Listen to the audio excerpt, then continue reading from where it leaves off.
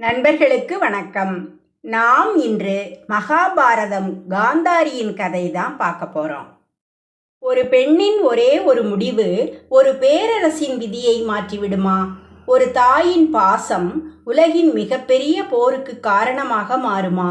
கண்களை கட்டிக்கொண்டு வாழ்ந்த ஒரு அரசியின் கண்ணீர் ஒரு வம்சத்தின் அழிவை எழுதுமா? அந்த பெண்ணின் பெயர் காந்தாரி. வடமேற்கே மலைகளால் சூழப்பட்டிருந்தது காந்தார நாடு. உயர்ந்த மலைகள், பசுமை நிறைந்த பள்ளத்தாக்குகள், வணிகத்தில் செழித்த நகரங்கள், வீரத்தில் புகழ்பெற்ற படைகள், இவை அனைத்தாலும் காந்தாரம் சிறந்து விளங்கியது. அந்த நாட்டை நீதியுடன் ஆட்சி செய்தவர் மன்னர் சுபலன். மக்களை தனது குடும்பமாக கருதிய அரசர். அவருடைய அரசவையில் அறிஞர்களும் வீரர்களும் முனிவர்களும் எப்போதும் இருந்தனர். சுபலனுக்கு பல மகன்கள் இருந்தனர். அவர்களில் புத்திசாலித்தனத்தில் சிறந்தவர் சகுனி. ஆனால் அனைவருக்கும் உயிராக இருந்தவர் ஒரே மகள் காந்தாரி. காந்தாரி பிறந்த நாளிலேயே அரண்மனை முழுவதும் மகிழ்ச்சி பொங்கியது. ஜோதிடர்கள், இந்த குழந்தை சாதாரண அரசி அல்ல, உலக வரலாற்றில் மறக்க முடியாத இடம் பெறுவாள். ஆனால் அவளுடைய வாழ்க்கை மகிழ்ச்சியும் துயரமும் கலந்ததாக இருக்கும் என்று கூறினர். சிறு வயதிலிருந்தே காந்தாரி அமைதியான குணம் கொண்டவள். அரண்மனையில் வளர்ந்தாலும் ஆடம்பரத்தில் ஈடுபடவில்லை. ஏழைகளுக்கு உதவுவது, முனிவர்களை மதிப்பது, பெரியவர்களை வணங்குவது, இவை அனைத்தையும் தனது இயல்பாக கொண்டிருந்தாள். அவள் கல்வியிலும் சிறந்தாள். வேதங்கள், அரசியல், நீதி, மருத்துவம், இசை, இலக்கியம் அனைத்தையும் ஆர்வத்துடன் கற்றாள். ஆனால் அவளது மனதை அதிகமாக ஈர்த்தது இறைபக்தி. ஒவ்வொரு அதிகாலையும் சிவபெருமானை வழிபடாமல் அவள் உணவு உண்ணமாட்டாள். பல ஆண்டுகள் கடுமையான விரதமும் தவமும் மேற்கொண்டாள். ஒரு நாள் அவளது தவத்தால் மகிழ்ந்த சிவபெருமான் அருள் வழங்கினார் என்று புராணங்கள் கூறுகின்றன. காந்தாரி, உனக்கு என்ன வரம் வேண்டும் என்று இறைவன் அருள்வாக்கு அளித்ததாக கூறப்படுகிறது. காந்தாரி பணிவுடன் கூறினாள், இறைவா, நான் ஒரு நல்ல தாயாக வாழ வேண்டும். என் குலத்தை உயர்த்தும் 100 வீர மகன்கள் எனக்கு பிறக்க வேண்டும் என்றாள். சிவபெருமான் அவளது பக்தியை பாராட்டி அந்த வரத்தை அருளினார். இந்த செய்தி காந்தார நாடு முழுவதும் பரவியது. 100 மகன்களை பெறும் பாக்கியம் பெற்ற இளவரசி என்று மக்கள் மகிழ்ச்சியுடன் பேசினர். ஆனால் மனிதன் நினைப்பது ஒன்று, விதி எழுதுவது வேறு. அதே நேரத்தில் அஸ்தினாபுரத்தில் பெரிய மாற்றங்கள் நடந்து கொண்டிருந்தன. குரு வம்சத்தின் அரசியல் எதிர்காலம் குழப்பத்தில் இருந்தது. அந்த குழப்பம் விரைவில் காந்தாரியின் வாழ்க்கையோடு பின்னி பிணையப் போகிறது என்பதை அப்போது யாரும் அறியவில்லை. ஒரு நாள் அஸ்தினாபுரத்திலிருந்து காந்தார நாட்டிற்கு ஒரு சிறப்பு தூதுக்குழு வந்தது. அந்த குழுவை வழிநடத்தியவர் தனது வாக்குறுதியை காப்பதற்காக வாழ்நாள் முழுவதும் திருமணம் செய்யாமல் இருந்த மகாவீரர் பீஷ்மர். அரண்மனை முழுவதும் பரபரப்பு ஏற்பட்டது. பீஷ்மர் ஏன் வந்திருக்கிறார்? இது சாதாரண வருகையா, இல்லை காந்தார நாட்டின் எதிர்காலத்தை மாற்றப்போகும் செய்தியா என்று அனைவரும் ஆவலுடன் எதிர்பார்த்தனர்.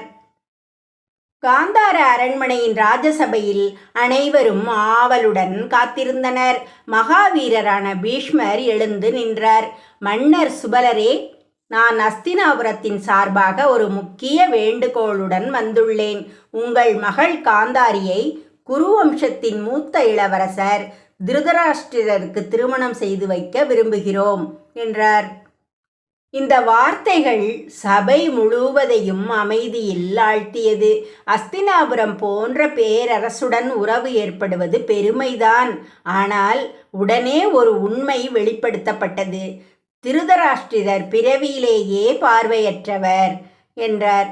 இந்த செய்தியை கேட்ட மன்னர் சுபலனும் அரசவையினரும் அதிர்ச்சி அடைந்தனர். பலரும் மனதில் குழப்பமடைந்தனர். இந்த செய்தி காந்தாரியிடமும் சென்றது. ஒரு கணம் அமைதியாக இருந்தாள். பின்னர் தந்தையிடம் மெதுவாக கேட்டாள், அவர் நல்ல குணம் கொண்டவரா என்று.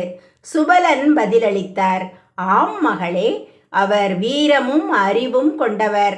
ஆனால் விதி அவருக்கு பார்வையை அளிக்கவில்லை என்றார். காந்தாரி நீண்ட நேரம் சிந்தித்தாள். அவள் புரிந்து கொண்டாள், ஒரு மனிதனின் மதிப்பு அவரது உடலால் அல்ல, அவரது உள்ளத்தால் தீர்மானிக்கப்படுகிறது. திருமணத்திற்கு சம்மதம் தெரிவித்தாள். திருமண நாள் வந்தது. வேத மந்திரங்கள் முழங்கின. அரசர்கள், முனிவர்கள், வீரர்கள் அனைவரும் கலந்து கொண்டனர். திருமணம் முடிந்த சில நிமிடங்களிலேயே காந்தாரி அனைவரையும் ஆச்சரியப்படுத்தும் ஒரு செயலை செய்தாள். ஒரு நீளமான வெள்ளை துணியை எடுத்தாள். அதை தனது கண்களில் இறுக்கமாக கட்டிக்கொண்டாள். அரண்மனையில் இருந்த அனைவரும் அதிர்ச்சி அடைந்தனர். இளவரசியே, ஏன் இப்படி செய்கிறீர்கள் என்று கேட்டனர். காந்தாரி அமைதியாக பதிலளித்தாள், என் கணவர் இந்த உலகத்தை பார்க்க முடியாத போது நான் மட்டும் அதன் அழகை அனுபவிப்பது எனக்கு நியாயமாக தோன்றவில்லை. அவர் வாழும் இருளிலேயே நானும் வாழ்வேன் என்றாள். அந்த ஒரு முடிவு அவளை மகாபாரதத்தின் மிகப்பெரிய தியாக பெண்மணிகளில் ஒருவராக மாற்றியது. திருதராஷ்டிரர் இதை கேட்டு நெகிழ்ந்தார். ஆனால் அந்த தியாகம் பின்னாளில் பல வேதனைகளுக்கும் காரணமாகும் என்பதை அப்போது யாரும் அறியவில்லை. காந்தாரி தனது கண்களை தானே மறைத்து கொண்டதால் தனது குழந்தைகளின் முகத்தை கூட ஒருபோதும் பார்க்கவில்லை. அவர்களின் முதல் சிரிப்பு, முதல் நடை, முதல் வெற்றி எதையும் கண்களால் காணவில்லை. ஆனால் மனதால் உணர்ந்தாள். அதுவே ஒரு தாயின் அன்பு. காலம் நகர்ந்தது.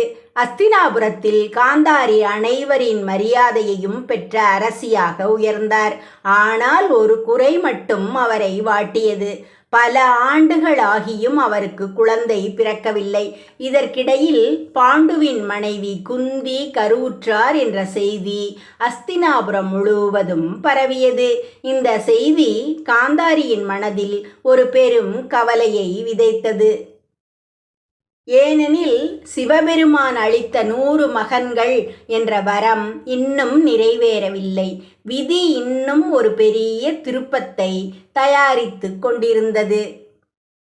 அஸ்தினாபுர அரண்மனையில் நாட்கள் நகர்ந்தன. மாதங்கள் ஆண்டுகளாக மாறின. ஒரு நாள் காந்தாரி கருவுற்றார். அரண்மனை முழுவதும் மகிழ்ச்சி வெள்ளம் பெருக்கெடுத்தது. சிவபெருமான் கொடுத்த வரம் இப்போது நிறைவேறப் போகிறது என்று அனைவரும் மகிழ்ந்தனர். ஆனால் மாதங்கள் கடந்து சென்றன. 9 மாதங்கள், 10 மாதங்கள், 1 வருடம், 2 வருடங்கள் வரை கூட குழந்தை பிறக்கவில்லை என்று மகாபாரதம் விவரிக்கிறது. காந்தாரியின் மனம் வேதனையால் நிரம்பியது. அந்த நேரத்தில் மற்றொரு செய்தி வந்தது. குந்தி தேவி ஒரு ஆண் குழந்தையை பெற்றெடுத்தார். அவன்தான் யுதிஷ்டிரர். அஸ்தினாபுரம் முழுவதும் கொண்டாட்டம். குரு வம்சத்தின் முதல் வாரிசு பிறந்துவிட்டார் என்று அனைவரும் மகிழ்ந்தனர். இந்த செய்தி காந்தாரியின் காதில் விழுந்ததும் அவளது மனம் உடைந்தது. நான் முதலில் கருவுற்றேன், ஆனால் எனக்கு இன்னும் குழந்தை பிறக்கவில்லை.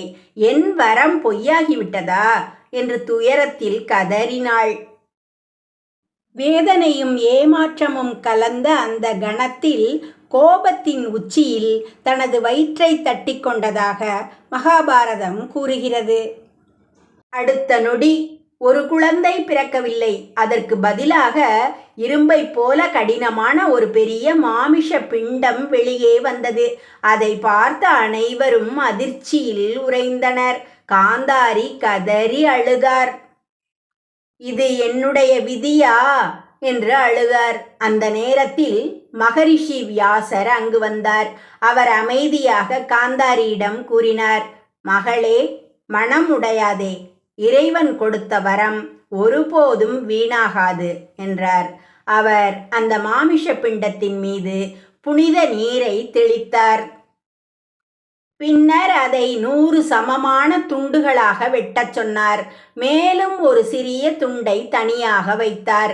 அந்த 101 துண்டுகளையும் நெய் நிரப்பப்பட்ட மண் குடங்களில் வைத்து யாரும் திறக்காமல் பாதுகாக்கும்படி கட்டளையிட்டார். நாட்கள் நகர்ந்தன, மாதங்கள் கடந்தன, காத்திருப்பு நீண்டது. இறுதியாக முதல் குடம் திறக்கப்பட்டது. அதிலிருந்து ஒரு ஆண் குழந்தை பிறந்தது. அவன்தான் துரியோதனன். ஆனால் அவன் பிறந்த அந்த நொடியே வினோதமான நிகழ்வுகள் நடந்ததாக இதிகாசம் கூறுகிறது. கழுதைகள் உரக்க கத்தின, காட்டு நாய்கள் ஊளையிட்டன, வானில் அசாதாரண சத்தங்கள் கேட்டன. பல அறிஞர்களும் ஜோதிடர்களும் அதிர்ச்சி அடைந்தனர். அவர்கள் திருதராஷ்டிரரிடம் கூறினர், அரசே, இந்த குழந்தையின் பிறப்பு நல்ல அறிகுறியாக தெரியவில்லை. இவன் எதிர்காலத்தில் குருவம்சத்திற்கு பெரும் அழிவை ஏற்படுத்தலாம். அரச தர்மத்திற்காக இவனை துறப்பதே நல்லது என்றனர். இந்த வார்த்தைகளை கேட்ட திருதராஷ்டிரனின் மனம் கலங்கியது. ஆனால் ஒரு தந்தையால் தனது முதல் மகனை எப்படி கைவிட முடியும்? காந்தாரியும் உறுதியாக கூறினாள், என் மகனை நான் ஒருபோதும் கைவிட மாட்டேன் என்று. அந்த ஒரு முடிவு பின்னர் குருஷேத்திர போரின் விதையாக மாறியது. அடுத்த நாட்களில் மற்ற மண்குடங்களும் திறக்கப்பட்டன. ஒன்றன் பின் ஒன்றாக 99 ஆண் குழந்தைகள் பிறந்தனர். இறுதியாக ஒரு பெண் குழந்தை பிறந்தாள். அவள்தான் துச்சலை. சிவபெருமான் அளித்த வரம் நிறைவேறியது. காந்தாரி இப்போது 100 மகன்களுக்கும் ஒரு மகளுக்கும் தாயானாள். ஆனால் ஒரு தாய் தனது பிள்ளைகளை பெற்ற மகிழ்ச்சியில் இருந்தாலும் விதி ஏற்கனவே ஒரு வேறு கதையை எழுதத் தொடங்கி இருந்தது. அந்த 100 மகன்களில் ஒருவனின் அகந்தை, பேராசை, பொறாமை உலக வரலாற்றில் மிகப்பெரிய யுத்தத்தை உருவாக்கப் போகிறது.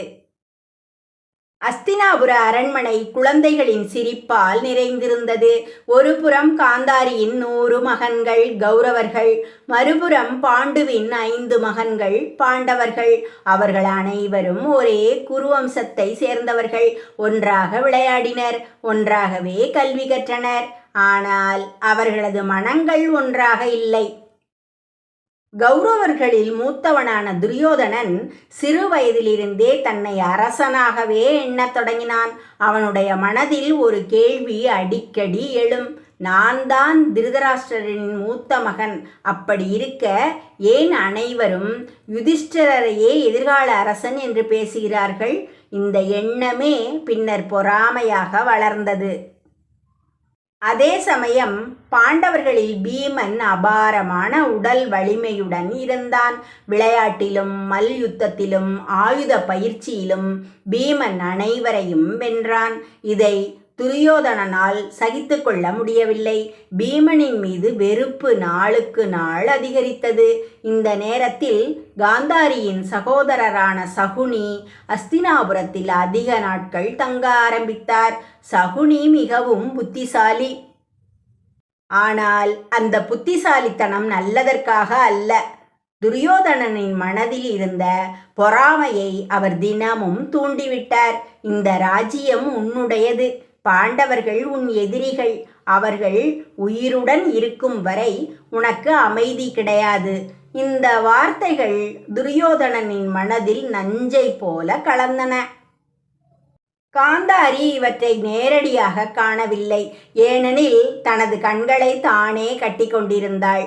ஆனால் ஒரு தாயின் மனம் ஏதோ தவறு நடக்கிறது என்பதை உணர்ந்தது. பல முறை துரியோதனனை அழைத்து கூறினாள், மகனே, பொறாமை மனிதனை உயர்த்தாது. தர்மத்தின் வழியில் நடந்தால் மட்டுமே நிலையான புகழ் கிடைக்கும் என்று சொல்லிக் கொடுத்தாள். ஆனால் துரியோதனன் தாயின் அறிவுரையை காதில் வாங்கவில்லை. அவனுக்கு சகுனியின் வார்த்தைகளே உண்மையாக தோன்றியது. ஒரு நாள் துரியோதனன் மிகப்பெரிய சதியை செய்தான். பீமனுக்கு விஷம் கலந்த உணவை கொடுத்து மயங்கிய பின் கங்கை நதியில் தள்ளிவிட்டான். இந்த செய்தி அரண்மனையை உலுக்கியது. குந்தி கண்ணீர் வடித்தாள். காந்தாரியின் இதயமும் துடித்தது. என் மகன் இப்படி செய்திருக்க முடியுமா என்று மனதில் போராடினாள். ஆனால் தாய்ப்பாசம் அவளை முழுமையாக கடுமையாக கண்டிக்க விடவில்லை. அந்த தவறை அப்போதே தடுத்து நிறுத்தியிருந்தால் வரலாறு வேறு விதமாக இருந்திருக்குமோ என்று பின்னர் பலர் கூறினர். காலம் நகர்ந்தது. குருகுல கல்வி முடிந்தது. ஆயுத போட்டி நடைபெற்றது. அந்த போட்டியில் அர்ஜுனன் தனது அபாரமான வில் வித்தையால் அனைவரையும் வியக்க வைத்தான். அரசவையே எழுந்து நின்று கை தட்டியது. அந்த ஒலி துரியோதனனின் மனதில் மீண்டும் பொறாமை நெருப்பை ஏற்றியது. காந்தாரி இதையெல்லாம் பார்க்க முடியவில்லை. ஆனால் தனது மகனின் குரலில் இருந்த கோபத்தையும் மனதில் இருந்த இருளையும் தெளிவாக உணர்ந்தாள். அவள் தினமும் இறைவனை வேண்டினாள். இறைவா, என் மகனின் மனதை மாற்றிவிடு, தர்மத்தின் வழியில் அவனை நடத்துவாயாக என்று வேண்டிக் கொண்டாள். ஆனால் சில நேரங்களில் விதி மனிதர்களின் வேண்டுதல்களை கூட மீறி தனது பாதையில் பயணிக்கும். துரியோதனனின் அகந்தை நாளுக்கு நாள் வளர்ந்தது. அந்த அகந்தை ஒரு நாள் சூதாட்ட சபை, திரௌபதியின் அவமதிப்பு, இறுதியில் குருஷேத்திர போர் எனும் பேரழிவை நோக்கி குருவம்சத்தை இழுத்துச் செல்லப் போகிறது. அஸ்தினாபுர அரண்மனையில் ஒரு நாள் மிகப்பெரிய சூதாட்ட சபை நடைபெற்றது. சகுனியின் தந்திரத்தால் யுதிஷ்டிரர் மீண்டும் மீண்டும் தோல்வியடைந்தார். முதலில் செல்வம், பிறகு அரண்மனை, அதன் பின் ராஜ்யம், தொடர்ந்து தனது சகோதரர்களையும் பணயம் வைத்தார். இறுதியில் தனது மனைவி திரௌபதியையும் பணயம் வைத்தார். இந்த செய்தி அரண்மனை முழுவதும் பரவிய போது பல பெரியோர்கள் தலை குனிந்தனர். பீஷ்மர் அமைதியாக இருந்தார். துரோணர் பேசவில்லை. விதுரர் மட்டும் இதை கடுமையாக எதிர்த்தார். ஆனால் துரியோதனனின் அகந்தை யாருடைய வார்த்தையையும் கேட்கவில்லை. அவன் தனது தம்பி துச்சாதனனை நோக்கி திரௌபதியை சபைக்கு இழுத்து வா என்று கட்டளையிட்டான். அந்த ஒரு கட்டளை குருவம்சத்தின் புகழை சிதைத்தது. துச்சாதனன் திரௌபதியை அவளது கூந்தலை பிடித்து சபைக்குள் இழுத்து வந்தான். அரசர்கள் நிறைந்த சபையில் ஒரு பெண் அவமதிக்கப்பட்டாள். திரௌபதி கண்ணீருடன் கேட்டாள், தன்னை இழந்த ஒருவர் என்னை எப்படி பணயம் வைக்க முடியும்? இது தர்மமா என்று கேட்டாள். ஆனால் சபையில் அமைதி மட்டுமே நிலவியது.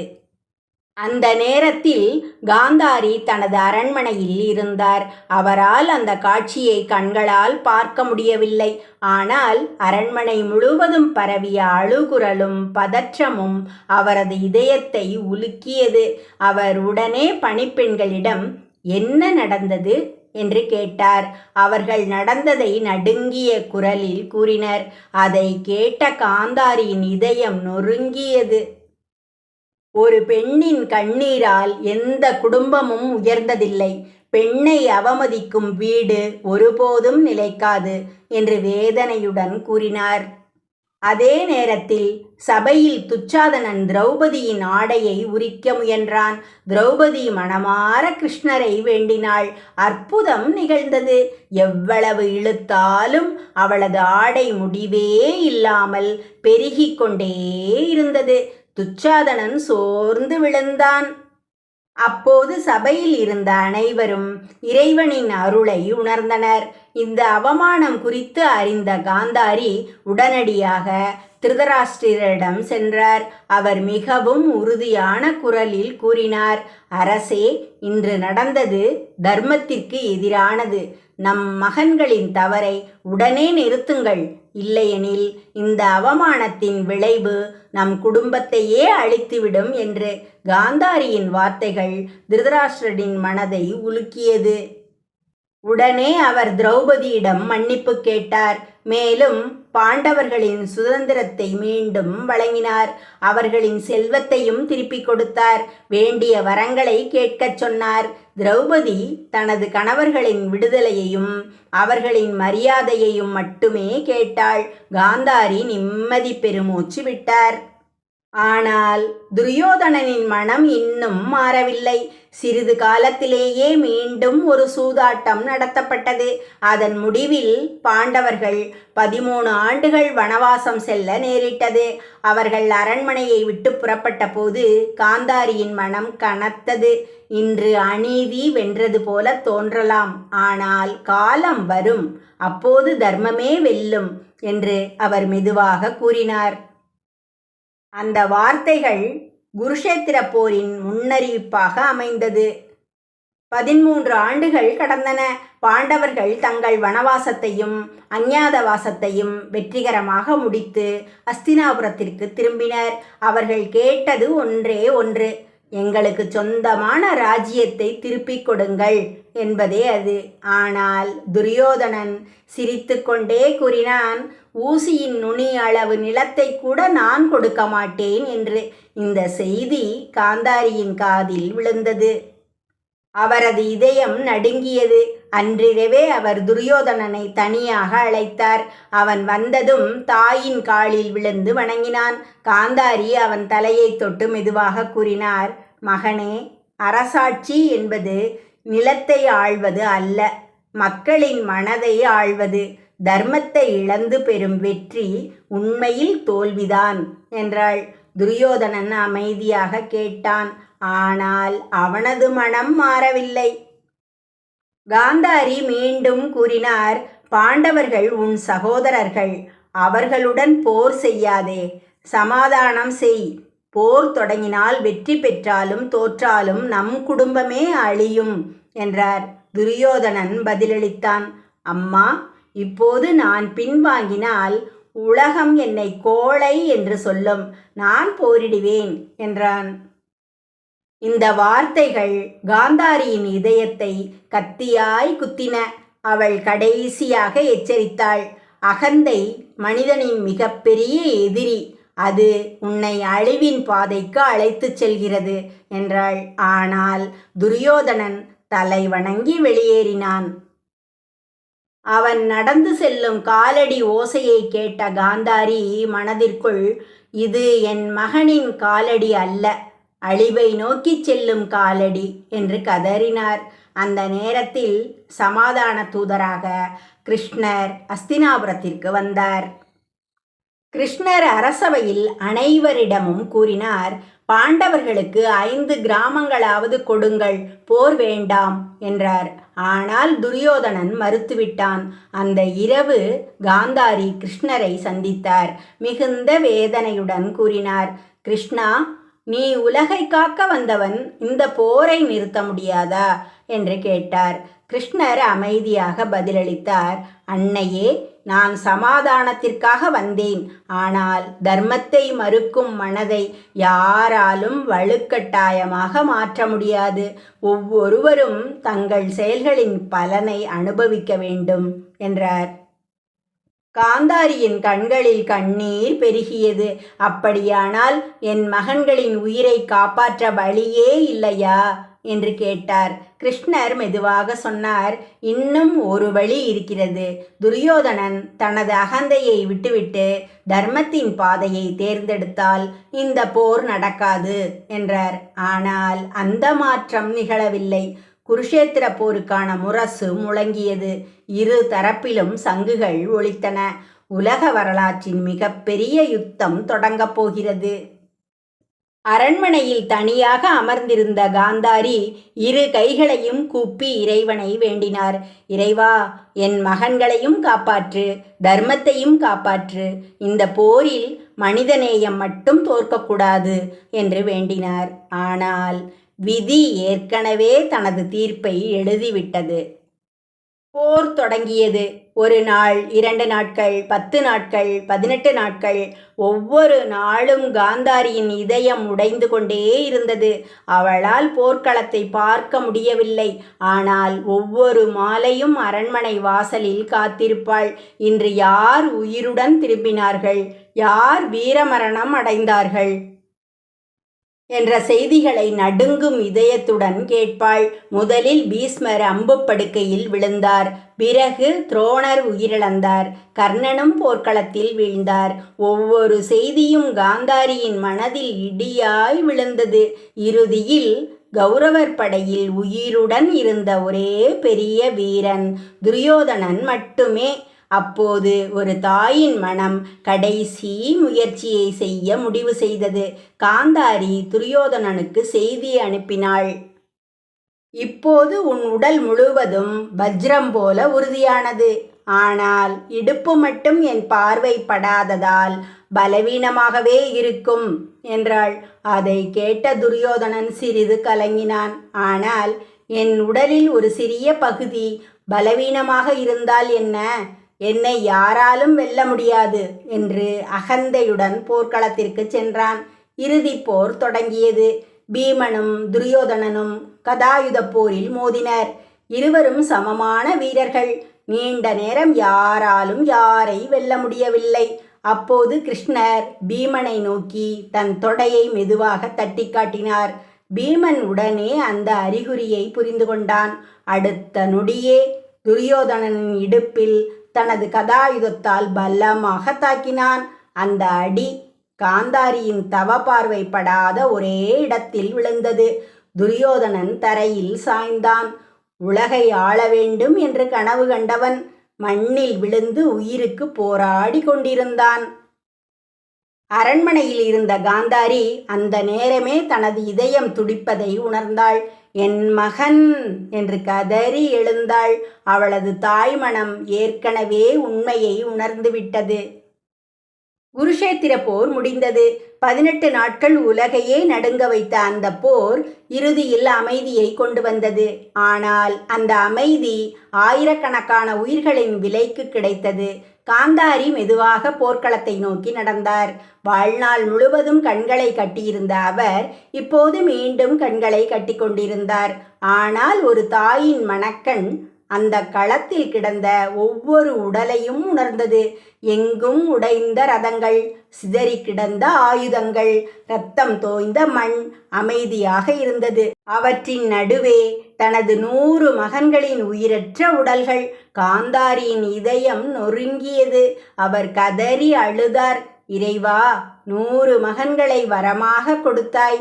ஆனால் இன்று ஒரே நாளில் அனைவரையும் என்னிடமிருந்து எடுத்துக்கொண்டாயே என்று அவரது அழுகுரலை கேட்ட அனைவரின் கண்களிலும் கண்ணீர் வழிந்தது. பாண்டவர்களும் தலையை குனிந்து நின்றனர். யுதிஷ்டிரர் காந்தாரியின் காலில் விழுந்து கூறினார், அன்னையே, எங்களை மன்னியுங்கள் என்று. காந்தாரி அவர்களை எழுப்பினார். மகனே, இது உங்களின் வெற்றி அல்ல, விதியின் தீர்ப்பு. நீங்கள் தர்மத்திற்காக போரிட்டீர்கள் என்றாள். அந்த நேரத்தில் கிருஷ்ணர் மெதுவாக காந்தாரியின் அருகில் வந்தார். அவரது காலடி ஓசையை கேட்டவுடன் காந்தாரியின் உள்ளத்தில் பல ஆண்டுகளாக அடக்கி வைத்திருந்த வேதனை வெடித்தது. அவர் நடுங்கும் குரலில் கூறினார், கிருஷ்ணா, இந்த போரை தடுக்க உன்னால் முடியும். இரு தரப்பினரும் உன் வார்த்தையை மதித்திருப்பார்கள். ஆனால் நீ அமைதியாக இருந்தாய். இன்று என் 100 மகன்களும் இல்லை என்றாள். கிருஷ்ணர் அமைதியாக நின்றார். காந்தாரி தொடர்ந்தார், என் தவத்தின் சக்தியால் நான் உனக்கு ஒரு சாபம் தருகிறேன். இன்று என் குலம் எப்படி ஒருவருக்கொருவர் போரிட்டு அழிந்ததோ அதுபோல ஒரு நாள் உன் யாதவ குலமும் தங்களுக்குள்ளேயே சண்டையிட்டு அழியும் என்று சாபம் கொடுத்தார். அந்த சாபத்தை கிருஷ்ணர் அமைதியாக ஏற்றுக்கொண்டார். பின்னர் மெதுவாக பேசினார், அன்னையே, உங்கள் துயரம் அளவிட முடியாதது. உங்கள் சாபமும் நிறைவேறும். ஆனால் நினைவில் கொள்ளுங்கள், மனிதனின் அகந்தையும் அதர்மமும் தான் இந்த அழிவிற்கு உண்மையான காரணம் என்றார். காந்தாரி அமைதியாக நின்றார். அவருக்கு கிருஷ்ணரின் வார்த்தைகள் உண்மை என்பதை மனம் ஏற்றுக்கொண்டது. காலம் நகர்ந்தது. பாண்டவர்கள் அரசாட்சியை ஏற்றனர். திருதராஷ்டிரரும் காந்தாரியும் அரண்மனை வாழ்க்கையை விட்டு வனத்திற்கு சென்றனர். அவர்களுடன் குந்தியும் சென்றார். மீதமிருந்த வாழ்க்கையை இறைவனை நினைத்து தவத்தில் கழித்தனர். ஒரு நாள் காட்டில் திடீரென பெரும் தீ பரவியது. தீ வேகமாக அவர்களை நோக்கி வந்தது. அப்போது தப்பிச் செல்ல அவர்கள் முயற்சிக்கவில்லை. திருதராஷ்டிரர், காந்தாரி, குந்தி மூவரும் அமைதியாக அமர்ந்து இறைவனை தியானித்தனர். அந்த காட்டுத் தீயிலேயே அவர்கள் இந்த உலக வாழ்வை நிறைவு செய்தனர். காந்தாரியின் வாழ்க்கை நமக்கு சொல்லும் பாடங்கள். தியாகம் மனிதனை உயர்த்தும், ஆனால் கண்மூடிய பாசம் அழிவை ஏற்படுத்தலாம். பிள்ளைகளின் தவறுகளை ஆரம்பத்திலேயே திருத்த வேண்டும். அகந்தை எந்த வீரனையும் வீழ்த்தும். தர்மம் தாமதமாக வெல்லலாம், ஆனால் தோற்காது. ஒரு தாயின் இதயம் அன்பால் நிரம்பியிருந்தாலும் நீதியை மறந்த பாசம் குடும்பத்தையே அழிவுக்கு இட்டுச் செல்லும். இதுவே மகாபாரதத்தில் காந்தாரியின் வாழ்க்கை. அவர் ஒரு அரசி மட்டுமல்ல, ஒரு தியாகத்தின் உருவம், ஒரு தாயின் வேதனையின் அடையாளம். மகாபாரதம் முடிந்த பின்னரும் அவரது வாழ்க்கை மனித குலத்திற்கு ஒரு நித்திய பாடமாகவே நிற்கிறது.